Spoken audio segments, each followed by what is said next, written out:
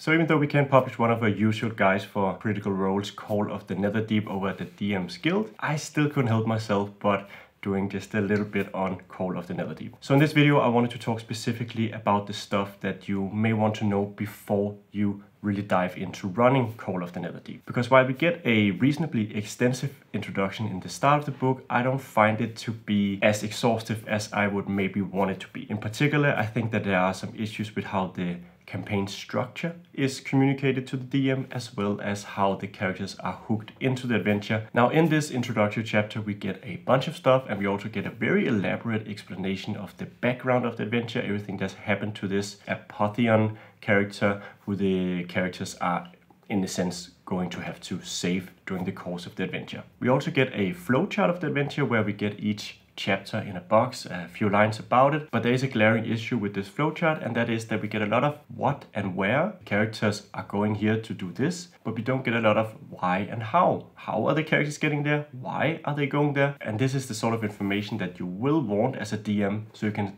set up the transitions from one chapter to another in advance. So what I'll do now is just go through this flowchart and sort of elaborate on the points that I felt are missing, and try to give you, and myself of course, a better understanding of how the adventure is supposed to play out. Now, one thing the adventure makes really clear is that it starts out in Jigo, which is in the nation of Xhorhas, which is on the continent of Wildemount. In the first chapter we have this Festival of Merit, which the adventure assumes that the characters will participate in, and which will then end with the characters being sent into this dungeon to sort of perform this challenge type thing. But down there they find this Jewel of Three Prayers and get a vision from the Apotheon, who basically asks them to save him, and sort of talks about a place where he made a prayer to his deity, this place of great evil. And that's essentially where the first chapter ends, and then it's only in chapter 2 that we're actually told what sort of happens next and how the characters are supposed to move on from there. What happens in chapter 2 is that the characters are approached by this elder who tells them about a vision he's had,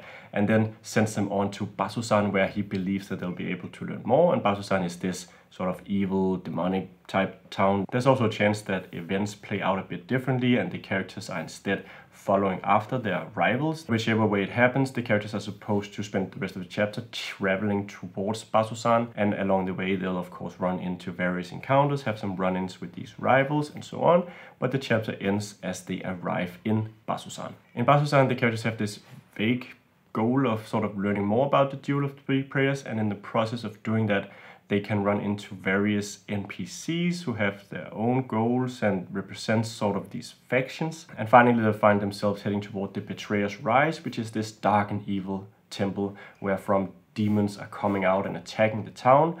And in here they will get another vision from the Apotheon, and also sort of awaken the Jewel of Three Prayers, which is the vestige of the virgins. Characters are essentially supposed to go to Ank'Harel, either following in the heels of someone who's stolen the jewel, or simply going there because some of the NPCs that they met in town tell them that that's where they can learn more, and their faction will help them learn more about this Jewel of Three Prayers. So chapter 4 has the characters arriving in Ank'Harel, where they get entangled with one of these three factions and perform faction quests for this faction. And along the way they'll learn more about Ruidium, this weird composite that sort of corrupts people and comes from underneath the city. And they'll also learn about Kael Morrow and the Netherdeep, and in the end be tasked with going down into Kael Morrow and finding the Netherdeep. And that leads to chapter 5, where the characters explore Kael Morrow, and where they also can get the vestige of diversion to its exalted state, and eventually find a portal that will take them to this pocket dimension of the Netherdeep. And that's what we get in the 6th chapter,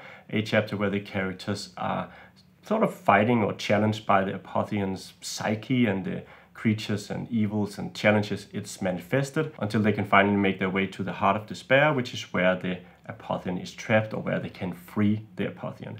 And that leads to the final chapter of the book, where the characters are going up against the Apotheon in its three forms, and will in the end have to either defeat, destroy the Apotheon, free the Apotheon, or redeem the Apotheon to complete the adventure. So that's sort of my brief, abbreviated explanation of the adventure's structure and how it's supposed to go. Now, as you can maybe tell, the structure is fairly linear. We're going from A to B to C to D to E, but I do think that there is a lot of room for player agency along the way, because the characters' involvement with their particular rivals and even how they complete the adventure, what they do in the end with the Apotheon, as well as which faction they choose and how they choose to solve different challenges, give them that sense of agency even if we do have a quite linear story. And that is the trade-off that you're often making. If you want to have a good, coherent story, it's a lot easier if you sort of put it a bit on rails and then maybe have room for some divergence along the way, and I think that the adventure does that reasonably well. What I find a bit frustrating about the structure is that at some crucial points in the story, we're really hinging on the players being really good players, and Matt Mercer has the blessing of having really good players that will go along with the story and sort of follow the leads even if they're vague and there's no direct reason for them to do so. And I think that's always a risk that we're running because we're really putting everything into the hands of the players, sort of figure this out, or the adventure is just gonna peter out, or I'm gonna have to do something really drastic to sort of get you on track. So I think it pays for the DM to sort of do some groundwork for the adventuring motivation of the players.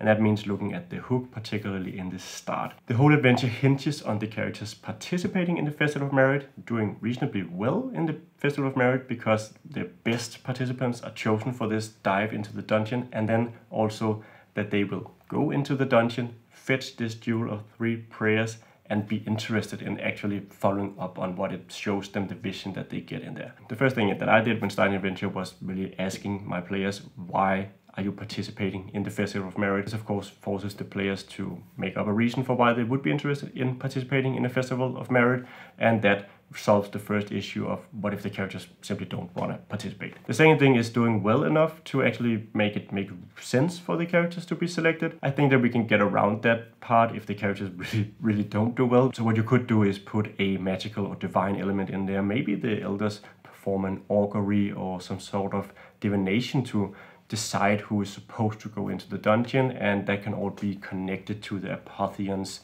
visions and trap state and the vision that he's also giving the elder later on in the start of chapter 2. So that's a way we can sort of explain that away. And then we come to the crucial part in the end of the first chapter where the characters get their hands on the jewel of 3 prayers, well, hopefully at least, and are sort of motivated at the beginning of chapter 2 to go on towards Bazusan. I think that really emphasizing a reward can be beneficial here. So you can have this elder that approaches them, say that this is really important to them. They can sense that it's important to this or that deity in the Exandrian pantheon, and for that reason they'll be willing to pay for their aid, or they can emphasize that this message of diversion will grow in power and become a very powerful and valuable artifact, and the characters are destined to make that happen so they can benefit from the great powers that it can give them. Something like that, which will really make adventurers that may not be very interested in saving someone based on some random vision they get, really interested in maybe the monetary or the power aspects of the quest instead. So that's basically my overall thoughts on the adventure structure and hook. I do want to make more videos on Call of the Netherdeep, and I think that I'll be making one very soon about the first chapter of the book. I'll also be putting this video out in article form. You can find that on eventyrgames.com. It will be available to our patrons over at patreon.com/eventyr ahead of time. So if you want to really stay on tune with Call of the Netherdeep videos, I strongly suggest that you head over to patreon.com/eventyr and become a patron. That'll help support what we do here and motivate, of course, to keep making Call of the Netherdeep videos. But yeah, that's the video. Thank you so much for watching, and I hope that I'll see you in the next one.